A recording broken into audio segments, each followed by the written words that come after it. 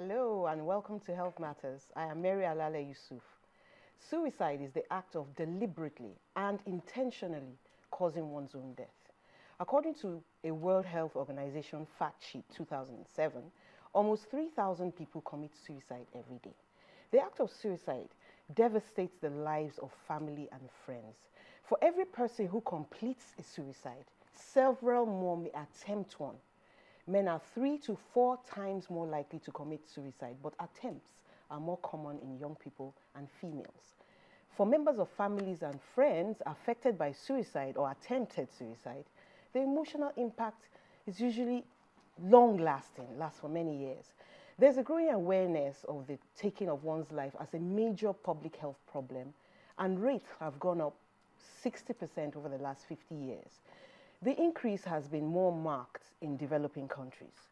My guest on the program today is Dr. Peter Ogunubi, a senior registrar in the Department of Psychiatry, Lagos University Teaching Hospital, Idi-Araba. You're welcome to the program, Dr. Ogunubi. Thank you very much. Now, we're hearing more cases of suicide in the country. We were not hearing of them before. Is this a function of more awareness, or are we actually having more suicides? Well, thank you very much for that question. I first of all want to say that it can be both. It's a function of more awareness, and because don't forget that one of the things that are grossly underreported is suicide. Suicide is one of those things. And then, as much as possible, the fact that because of the shame, people attribute to the fact that, my loved ones, my friends have died, and what is the cause of the death? Suicide. So nobody reports. So there is shame attached to it? Yes. It has also legal implications, especially those who attempt suicide and then it was not completed. Okay. According to the law of the land, they can actually even be punished. Convicted for that? Under the law. So but the person who completes it gets off? He gets it because he's already dead after all, but the shame is on the family. So because of that, it is grossly underreported. Okay. Then we are also having more increase due to certain situations around economic. Now, why would a person be suicidal? What would bring a person to that point? Well, talking about, because what you have just succinctly asked is causes That's right. of suicide. People have looked at different ways, and without really boring the audience, I'll just pick them in those categories. People have talked about mental health, for example. Mental condition, mental diseases like mania, depression, substance use disorder, schizophrenia. People that have this, or they have been found to have higher likelihood of attempting and eventually committing suicide. Okay. People have talked about medical conditions. There are chronic medical conditions, chronic pain, inability to sleep, some diagnoses like being diagnosed as having HIV, diagnosed as having cancer. As a matter of fact, cancer's suicidal risk increased by two times. Because they feel they can't handle the pain? Terminal diseases. Okay. So there's a sense of hopelessness. There's a sense of in the case of a cancer patient, for example, I do know that there is pain. And, okay, they may say it's terminal. The person knows he or she is going to die after all anyway, and they are already being medicated for the pain. So why take your life? Well, we cannot underestimate the perception of the people. You are enlightened, and that is why enlightenment is going on. Some people see it as the end. HIV cancer, for example, even by the appellage, they say incurable. You can only manage. So immediately you hear it cannot be cured. People believe that it is a death warrant. Once the doctor says, well, we're sorry, we have to do this. So because of that sense of hopelessness. That's the crux of the matter. So that is about medical conditions. The people have talked about other social events. For example, unemployment. I once had a relative who almost committed suicide because after 7 years of not getting employed, he just walked up to Joelegba Bridge and he was about to jump down. They do that in this country? Yes. Unemployment is one of them. And then emotional issues. Like of recent, we heard of someone that killed himself in one of our famous universities. And why? Interpersonal difficulties and relationship in marriage or other things. So that can make a person to also commit. Then we have rational suicide. For example, Rational. That rational. means they've thought it through. True. Their For minds example, are when you clear. talk about the Boko Haram, Yes. people strap themselves for martyrdom's sake. I want to liberate this thing. I want to liberate these people. A mother may decide to kill herself so that the children can enjoy. They just think. But Someone can wouldn't you just do say that. that is irrational thought? Because children need their mother. Yeah. Why would her absence make her feel life is going to be better for them? It's unfortunate. It's a wrong perception. It's a wrong perception. The fact that we say rational suicide doesn't make the action rational. Okay. But you just try to look at the fact that they planned. The person thought it Yeah, through. we have It's suicide pact. premeditated. Yeah, suicide pact. We tell ourselves, this country, let's just kill ourselves. And so we take the poison and we die. They take it together. Yes, we have mass suicide. I was in Israel and we went to Masada. And the story of that place was that they realized that there were impending army who were coming to destroy them. And so every man killed a neighbor, and the last person was the one that killed himself. So over time, we've had such. And these are various causes. But what's really the core feature of suicide or suicidal attempt is a sense of hopelessness, helplessness, and worthlessness. Those three What would you triads are say there. is the most common method employed in this country?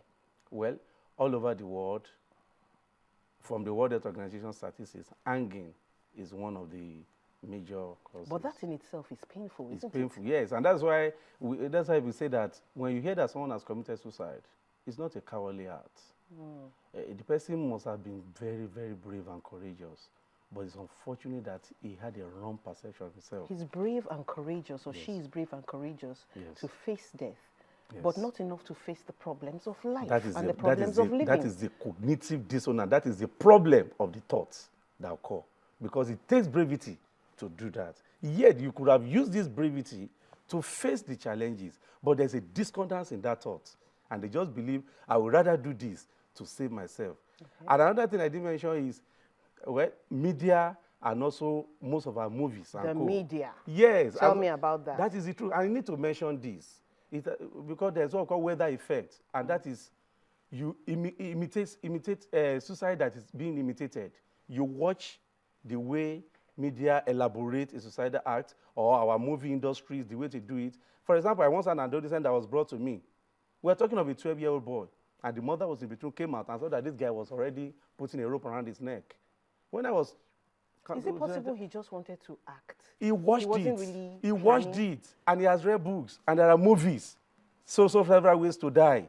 And that's why there are regulations on how to report suicide, and we follow the Papagello effect. The Papagello effect is the term that is used in one of the operas of the Mozart era, Yes. in which someone wanted to kill himself, and a friend helped him through.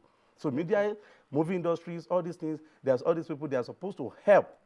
But I to tell believe there people how to are do this. regulations Yes. about watching movies Movies. and watching stuff on TV, depending on the age, and there are warnings And as well. Yeah, there are warnings, but And they are then there are not checks and enforceable. balances, like you can actually prevent children from getting to certain channels Exactly. by parental blockages and all that. Exactly, So there exactly. is There is, but it's not provision. being enforced. And even how many parents know how to operate some of these parental control mechanisms? Well, maybe they need to start learning. So with all that is this. why we need to, I've got, for example, what we are doing. Now, there's a peculiar case, well, peculiar to me, but you will enlighten us this morning. It seems that people at very high risk of suicide are war veterans.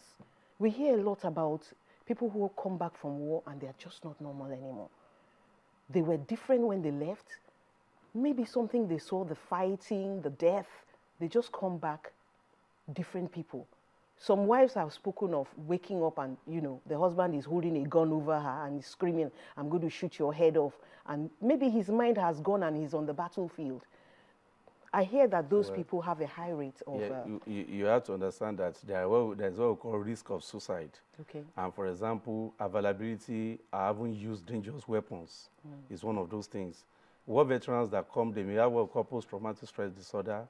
They may have inability to sleep. And some of them, because of the horrifying situation they've seen, and they've been made to kill. Some of them had to go on the order of the state. And because of that, there's this sense of depression. They've wiped out a whole village and co. You understand? So this may subject them to depression, and they may eventually see a sense of hopelessness, and they may kill themselves. Also, most of them could have suffered some physical injury. So their ability may have gone.